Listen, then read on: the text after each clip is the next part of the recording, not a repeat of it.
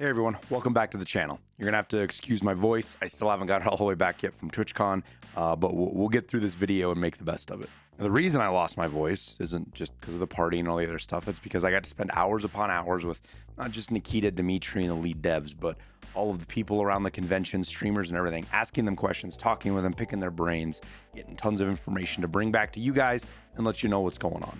And there is a ton of it too. I'm still not done compiling it, writing it down, double checking it, making sure I'm getting you guys the best info. I'm working hand in hand with Nolan, nice guy. Him and I are bouncing stuff off each other to make sure we have square. So I've definitely missed stuff. Don't hesitate to go check out his videos to fill in the gaps. But this video today is to talk about specifically Arena, fill in some of the juicy details, and let you know what is going on. Now, some of this is stuff you may have already heard, especially if you were watching the streams or you're plugged into social media pretty well. There's going to be some of this that's a rehash, but there's some of it that might be new or some of it's being clarified. So stick with me. And that way you don't have to worry about missing anything. Now, the weekend was absolutely insane. Meeting hundreds of people, including content creators, just your average everyday players, the devs, Nikita, Dimitri, and then you throw in the parties, going to the gun range, driving a tank. I'm still trying to process it all. But before we jump into this, I want to take a second. I want to thank everybody that not just supports me, but supports all the content creators out there in the sphere. It wouldn't be possible without you guys. We wouldn't get to do this. We wouldn't be in the position to be able to do this stuff without you guys. So thank you. I also want to take note of how incredibly nice, humble, and gracious all of the BSG staff was while we were there. They were willing to just answer questions nonstop, help everybody get the games played when they were hooking up with Arena, and just put on an awesome booth for everybody to enjoy. So huge shout out to those guys. They busted their ass and it showed it. On top of that, they went all out for a Friday night party, which we got to be VIPs, a lot of the Tarkov content creators, which just meant free drinks in a nice little side area. But we got to watch Nikita DJ amongst some other great artists. And Saturday, they put together an event for all the content creators to go to the range and shoot and feel real recoil for a change. Kind of kidding. But on top of that, I got to drive a tank over a car, and the experience even humbled the man Veritas himself, or at least the look on his face said so. Now, I had no idea what to expect from this weekend walking into it, but after all the dust settled, I'm still blown away by everything that happened, how incredible this community is, and how lucky I am to be a part of it. But enough of that, let's get into the details. First up, when is Arena going to be available? Right now, BSG is shooting for early December. That's when they want to do their first limited release. It's going to go to a small group of people, probably going to be streamers. I know some of you are going to get upset over that, but it's just kind of how it is. But then they're going to stagger more and more people into this. They want to do this to make sure it's stable, everything's working well. They don't want to just blow everything up by unlocking it for everybody and let everybody flow in, and then it just doesn't work. But the idea is to have the game being played, I don't know by everybody, but a large group of people before the wipe happens. Now, for the wipe, we don't know a date other than what they've said in the past, which is December. Nikita mentioned the Christmas wipe once when he was talking in Germany. Outside of that, we don't have any more dates. Just keep in mind that this timing is still subject to change. It's up in the air. That is their goal. Now, if you missed it, over the weekend, BSG held a tournament with 20 streamers on 4 teams to kind of showcase the game, and they all competed through elimination series to the winner, who was eventually Landmark, Abney Dude, Tay-Z, Emma 3D, and Ms. Dunk. They took the top prize, and it was fantastic watching. It was a great fight. Really even matches. It was a lot of fun to watch in person.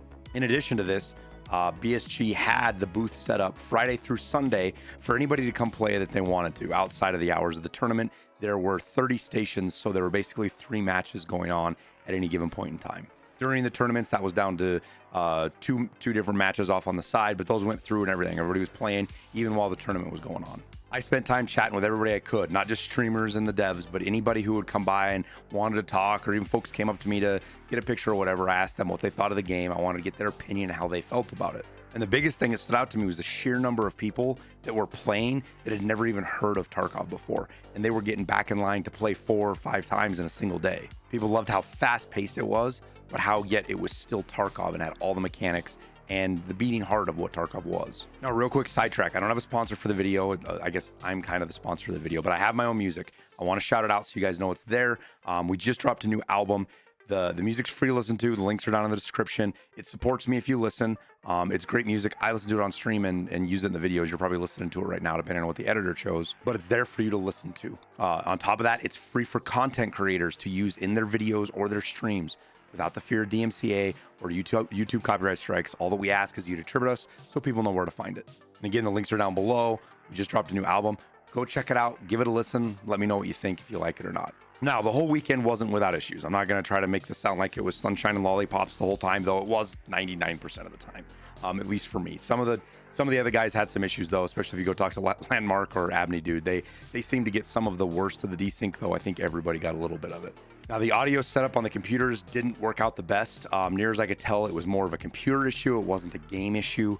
Things like headsets not working, audio being reversed, not being able to hear anything over the crowd noise or the announcers. All of that stuff just wasn't working right. And some systems seem to be worse than others. When I was on stage playing, I didn't have all that many issues. I was able to hear okay. I didn't need to use weird headsets. We just plugged in and we were good to go. But I know others did. Some were playing without audio at all or barely any audio. A lot of them had earbuds underneath their headsets and it looked like they were trying to hold their monitors up because the cords were so short. And then in addition to that, there was some desync, some other bugs that showed up that I think we've seen in Tarkov, and some are worse than other and easier to be explained. Now, the match servers themselves were not on site. A lot of us thought they were. We thought this was a LAN. It was not. The servers were off-site in a data center somewhere. I don't know if it was LA or Vegas or where they were at. Nobody at BSG was able to answer that before this video, other than that they were not on site. So that means the tournament was subject to the internet there at the convention center. And I'm sure there was some side internet for BSG. They weren't plugged into everybody else, but we all know how the internet can work from time to time, and there can be issues, and it looks like that's what happened. On top of that, there was a very specific instance, or twice, at least talking with Landmark about it, where he had dumped pretty much an entire mag into somebody and didn't do any damage. Not only did that other player not hear being shot at, they didn't get hit, they had no idea. And that strikes me as the ghost bullet bug that we've seen. There was a clip of me with the RPK earlier. It's something similar to that. It happens in other guns. It's been an ongoing bug in Tarkov for years. It looks like it cropped its head up, though I don't know that for sure. BSG is looking at it. They're going to go try to understand exactly what happened so that they can fix it so we don't face it in the future. And this brings us to one very important point about what was going on, and that is that the build being showcased was 2 or 3 builds or something like that behind what they are currently working on. They did this for stability reasons. This build was super stable, though it did mean that they didn't have several features included and probably some bugs maybe that they've got sorted out. Things like kill cam, some extra score screen and UI elements, as well as some match mechanics are not included that are in or going to be in the release version here in December. Now, outside of that, the biggest gripe I did hear from just everybody else that I talked to, especially those that did play Tarkov or had experience in it, was audio issues. But almost none of the folks realized that many of the kits don't have headsets. It's part of the balancing process. If you have a high tier kit with good armor and a good gun and good ammo, they've got to take away things somewhere else. And sometimes it's meds, sometimes it's grenades, but almost all of the kits were missing headsets. So this makes the audio you hear in game very different than what you're used to hearing, which I think was a big part of why a lot of people were talking about it just sounding weird. Now, I'm not trying to excuse the other audio issues because there were some. Some of the maps had weird kind of reflective audio or vertical sound being odd, like in the airplane, for example, on the one airport map. But I do believe the biggest impact was simply the lack of headsets. But in spite of the occasional issues, the game itself played spectacularly. Hit registration was on point. The kit balancing was really, really good. There was a lot of, you can tell there was a ton of thought and detail been put into the kit balancing specifically. And despite the game being very fast paced, it still felt like Tarkov. And that was my biggest concern with this whole thing all along, is how are you going to take Tarkov, put it into an arena competitive shooter, and just not steal the soul of it? Well, BSG managed to pull it off. Arena maintains that beating heart soul of Tarkov, but puts a fast pace, quick getting out of raids, and because of that, what you have is this huge skill ceiling that's going to show up. You can go into this game with zero knowledge and still frag out. You can still kill people, you can still shoot, get kills. But if you're able to apply a bunch of Tarkov knowledge, you're going to be that better off. Just knowing things like the health system, healing, how the different ammos work, all of that stuff is going to be huge, a huge advantage for players that have played Tarkov versus that haven't. And I really do believe that this game is going to massively explode the player base for not Tarkov itself, but people in this universe. People are going to come and play Arena like crazy. I really do think that it is that good and that much fun. And this is why the matchmaking system is going to be incredibly important, as all these different aspects need to be taken into account so that you're matched with people of equal skill, so the game is actually fun and not just a steamroll or getting steamrolled. Now, at the convention, it was just whoever showed up. So you had 5 people get on one side, 5 people get on the other, and they would play a match together. And if you had even one Tarkov player, like a streamer or somebody who has a lot of experience Tarkov, if you threw them into the mix, the matches usually went like 7-1, 7-2, sometimes 7-0. You get a couple players on either side, it evened out pretty quickly, but that's just how impactful it was. And that again, that's because there was a ton of people playing that had never played Tarkov before. But with talking to the devs, they've already taken this into account. There's going to be 3 primary systems used to distinguish players and kind of get them lined up with one another. The first up is going to be a ranking system. That's basically, simply put, going to be how much you play, how much you win, up and down, real simplification, and it's used as your unlocks for higher kits and stuff like that. But after that, you're going to have skill-based. You're going to have stuff based on your skill, your character skill, all that kind of stuff. And then there's going to be a weapon score system. So you won't be getting into matches if you have a TAWS or a scav kit, for example. You're not going to be fighting people with meta MCXs and hex grids. All of that's going to be taken into account. And it's going to need some fine tuning. It probably already does. And as more people get into it and gets a broader player base, they're going to need to do more of that as well. But the level of detail the team has put into this game and the attention to detail they have shows in almost every aspect of it. Now, excluding driving a tank over a car, the highlight of my weekend was probably playing the show match. I got to do that with Summit, Flamehopper, General Sam, and then Anthony. And we played against Nikita, Kiba, Yawa, Lee, and Kroko. And it was a blast. It was good. I think one thing it showed as well is that everybody who says BSG doesn't play their own game, they're completely full of shit. Nikita frags out. Kiba's insane. These guys really understand their game, and it was a lot of fun playing against them. And then before we started, and I think this was actually the day before, I was chatting with Nikita about it, and we were kind of talking about how the streamers had already kind of got their metas, and there was a lot of MCXs, and I suggested, well, hey, let's have a gentleman's agreement. Let's go in with scav kits when we go do our show match. And he liked the idea so much that that's what ended up happening. And they restricted us to, it was 8 or 10 kits, I can't remember, that were pretty much scav kits. Pump action shotguns with slugs, Saiga 9s with green tracers and no real attachments. Nikita went with a TAWS.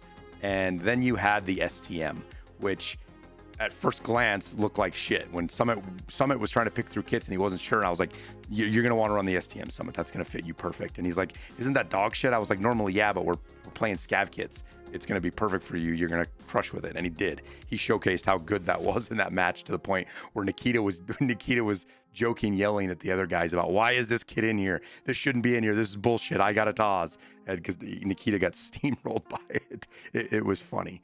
But that ended up being a fun first match. We did that. We ran through with those junkier kits, which I actually really enjoyed. It was a lot of fun. But the second match, we went with whatever we wanted. And for me, I couldn't resist using the AXMC. It had AP ammo, a Propital, and some decent meds. Though the AXMC is kind of gimped because it does only have an ACOG on it. You can't like steal a laser and put it.